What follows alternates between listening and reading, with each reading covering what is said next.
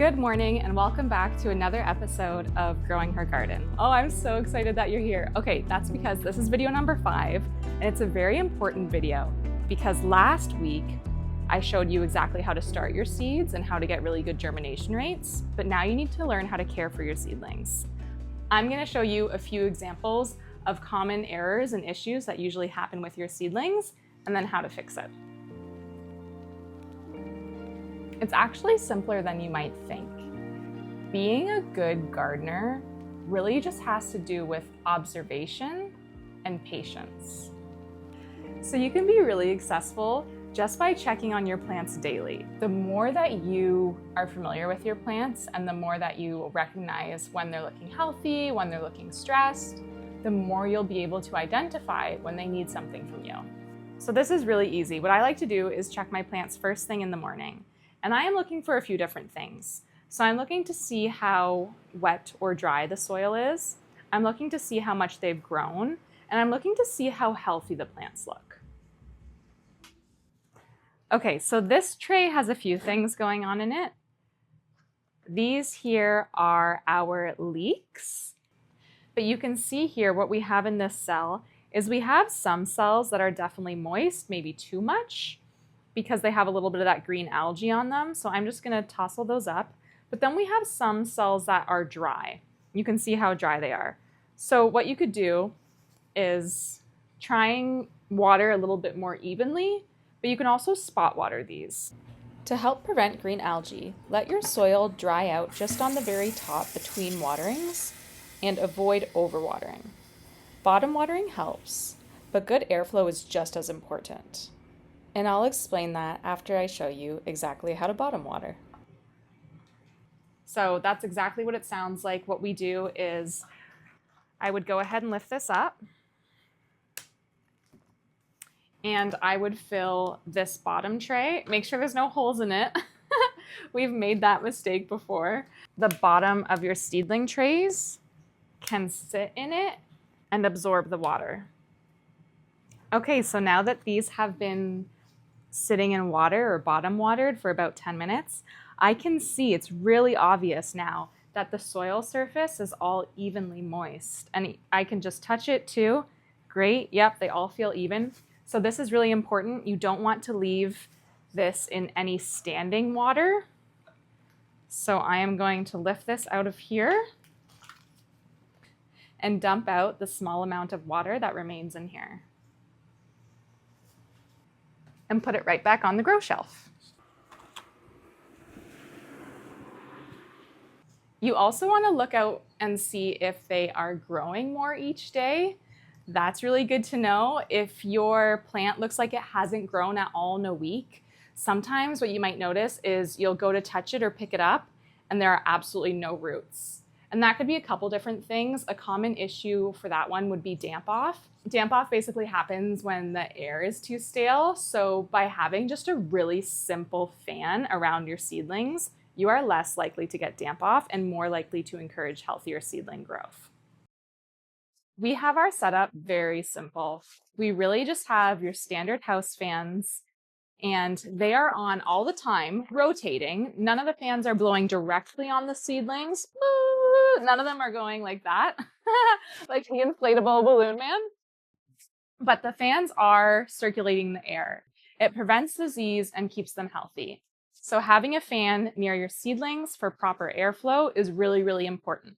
You also want to make sure that your germination rate is in line with what the seed packet says. So I would do a little research, make sure you know exactly what temperature that those seeds need to germinate at, and then see if you need to move things around. See if you need to put a heating mat under them or put them in a warmer room. The other thing you want to keep an eye on is the color of the leaves. Does the color look healthy or does it look like it's yellowing? Does it look like it's browning? There are a few different things that can cause this. One of them would be sun scald, so basically too much light. Sun scald on seedlings looks like pale or white bleached patches that turn the edges crispy brown. To fix this, move them further away from your grow lights and make sure that your grow lights are only on for about 12 to 16 hours a day. But most commonly in seedlings, I would say that if they grow really big and you haven't potted them up yet, They might just need new soil. They can be nutrient deficient too. This usually looks like all of the leaves going light yellow at the same time. Something else you'll probably need to do would be to thin your seedlings. And that is because you probably planted a couple seeds to each cell, and we can't leave them all in here. They're just going to compete for resources. So they're going to fight over light, water, and nutrients. So what you have to do is cut out the extra ones and just leave the biggest and strongest one in the cell. That will allow for that one to thrive. If you leave them all in here, none of them are going to thrive. So take out a fine pair of scissors, because the best way is to cut the extra seedlings. If you pull the extra seedlings with your fingers, you could end up damaging the roots of the plant next to it that you want to keep.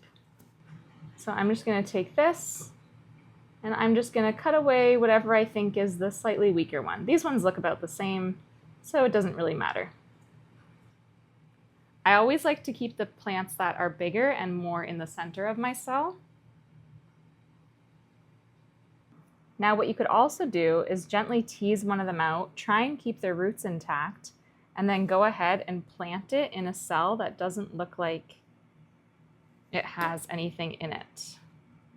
So I could just go to this cell and I could just boop, transplant that right in there.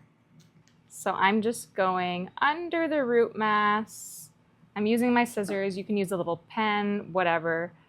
And I'm going to bring this up so that I don't damage as many roots as possible. And then I'm going to go ahead and plant it in this cell because it looks like nothing's going to come up in this cell. Now, remember, it is normal for your seedlings to germinate at a different rate. This is really just like a survival mechanism that is built into seeds. If they were to all pop up at once and then there was no rain for a while, then they'd probably die. Okay, amazing. Now we just have one plant in each cell. Perfect. So another issue that you might see with your seedlings is when they start to get long and leggy. And that basically just means that they are looking for light. Of course, we know that plants absorb sunlight. So if the light is really far away from them, they're going to stretch so that they can capture more light. What you can do is just raise them a little bit higher towards the light. Just getting them up closer will allow for them to be less stressed out, and they won't need to stretch as much. That way you'll have shorter, stocky, stronger, sturdier plants. This actually probably isn't even quite tall enough. I think what I'm going to do is find something so I can raise them a little bit taller. Ideally, I would want them maybe 4 inches away from the light. It also depends how strong your grow lights are, though. These lights aren't very strong. Remember that long, leggy plants are a sign of not enough light, and sun-scald is a sign of too much light. As your seedlings grow and you've been checking on them daily, you should be able to tell when they are getting too big for their current size. You're going to want to look for signs of them branching out, being too big, touching each other, really encroaching on each other's space. And then you're also going to want to look for signs of paling leaves. So if your leaves aren't really dark green anymore, it might be a sign that it is time to pot them up, put them in a bigger container. So these ones have a little bit of pale yellow to them. It doesn't look like light, it looks like more of a nutrient deficiency because they don't have any crispy tips. So I would say that this tray is probably ready to be potted up, but there are a few other signs that I want to show you about potting up plants so that you can be sure that it is the right thing to do. And I'll go over that in my next video.